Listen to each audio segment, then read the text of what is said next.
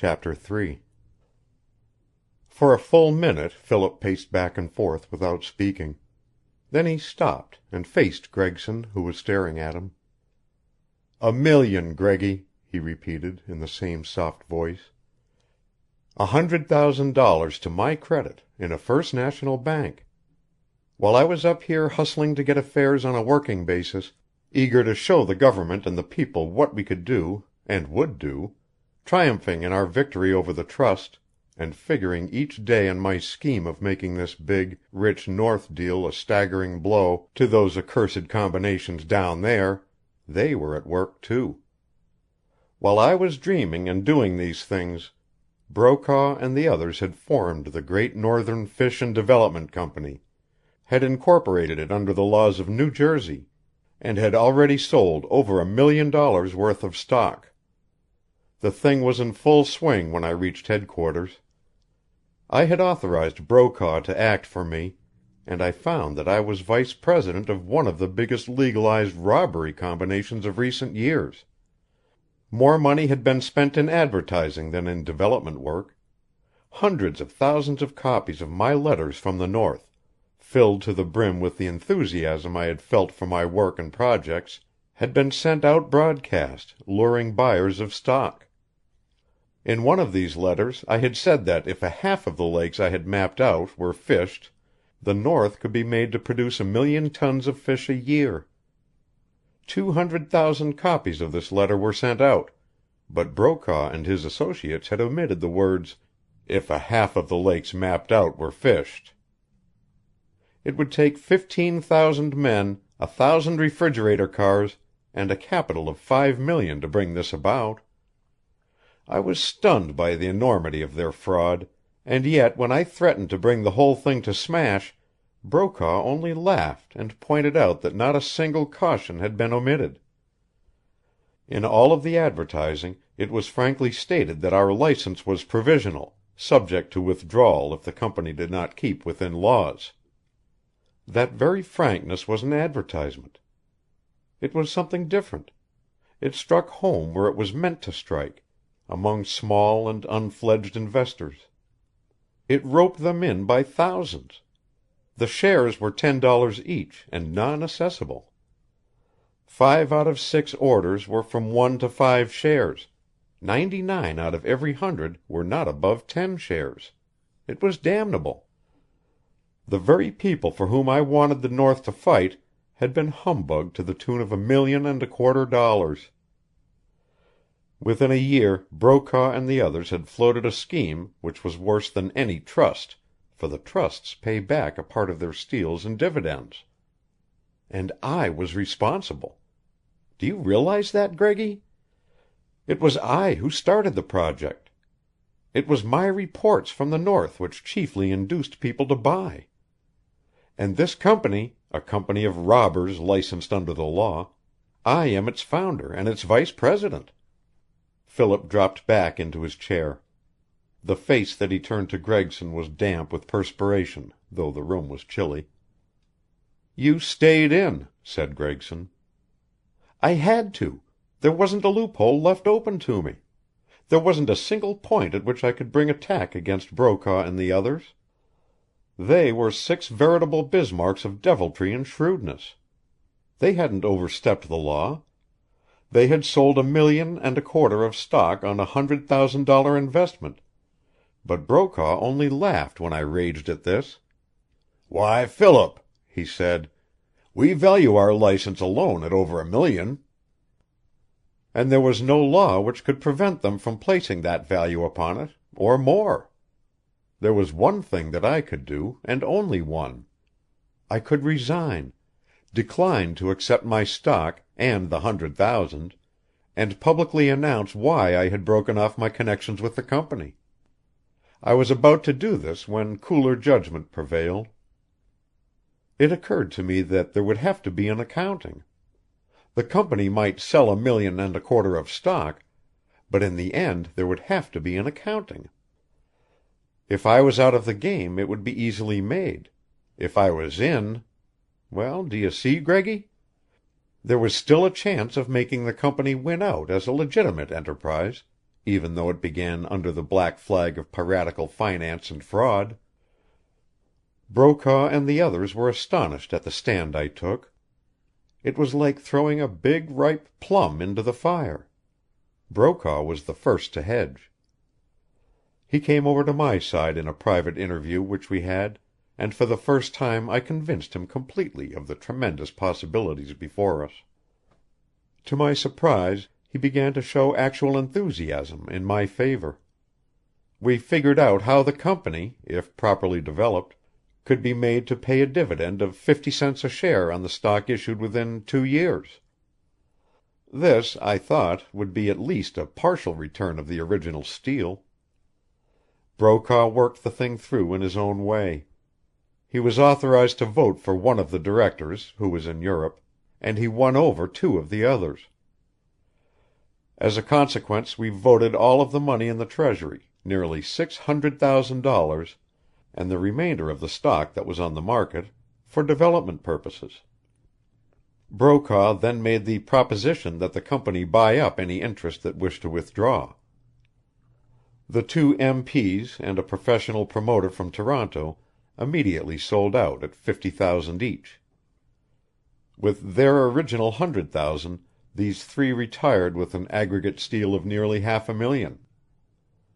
Pretty good work for yours truly, eh, Greggy? Good heaven, think of it! I started out to strike a blow, to launch a gigantic project for the people, and this was what I had hatched. Robbery, bribery, fraud. He paused, his hands clenched until the blue veins stood out on them like whipcords. And Gregson spoke uneasily. And what? Philip's fingers relaxed their grip on the table. If that had been all, I wouldn't have called you up here, he continued. I've taken a long time in coming down to the real hell of the affair, because I wanted you to understand the situation from the beginning. After I left Brokaw, I came north again. I possessed all the funds necessary to make an honest working organization out of the Northern Fish and Development Company.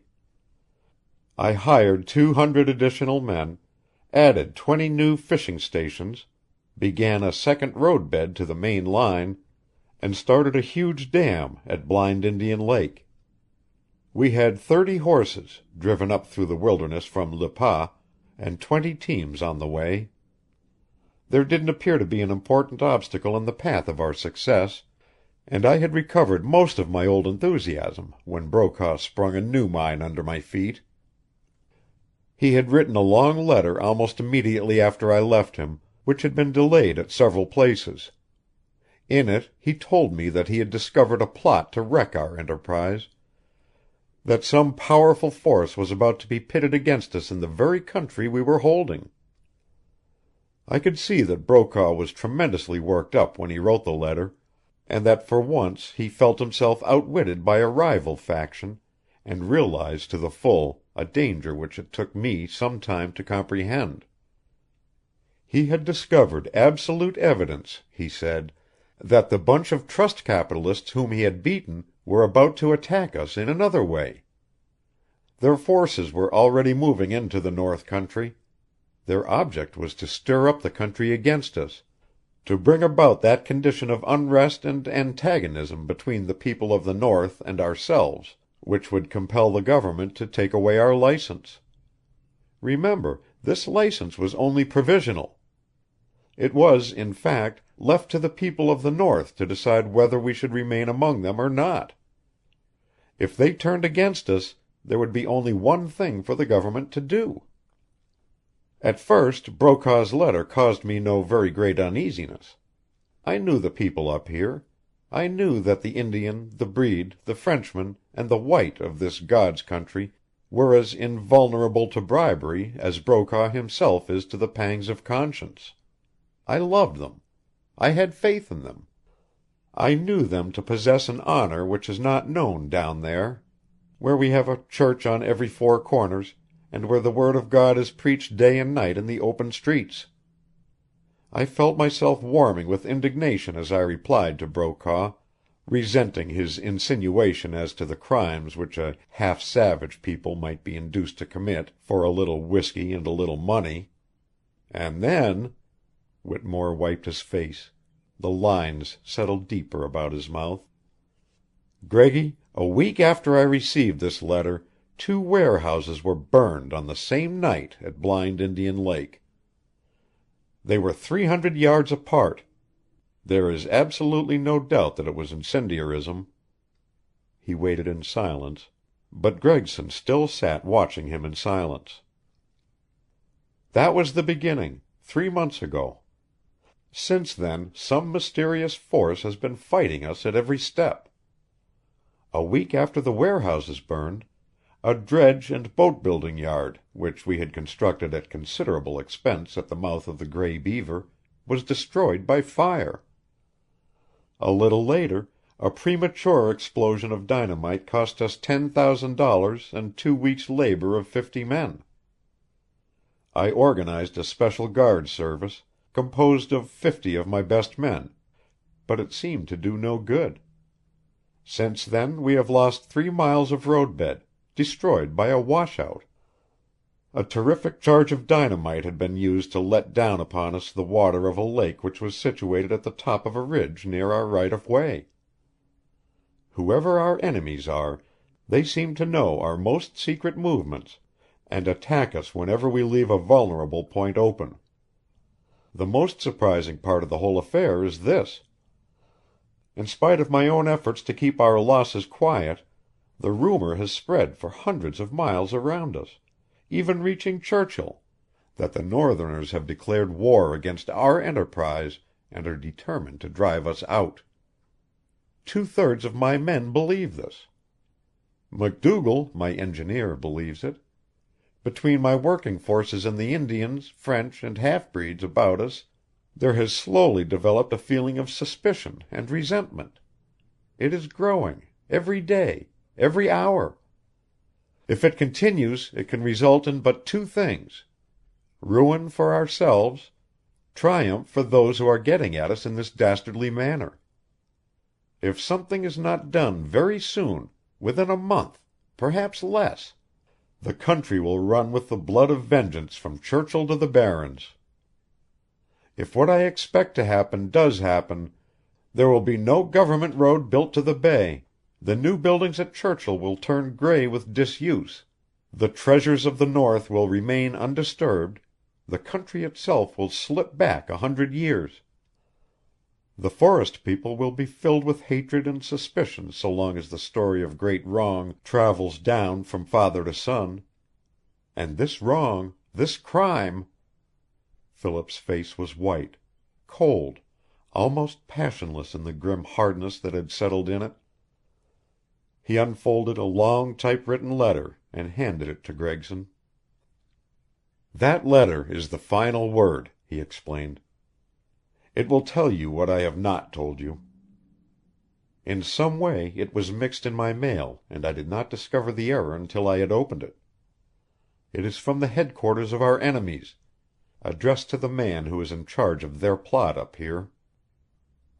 He waited, scarce breathing, while Gregson bent over the typewritten pages.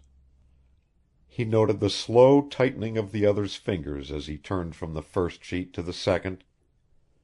He watched Gregson's face, the slow ebbing of color, the gray-white that followed it, the stiffening of his arms and shoulders as he finished. Then Gregson looked up. "Good God!" he breathed. For a full half-minute the 2 men gazed at each other across the table without speaking. Chapter 4.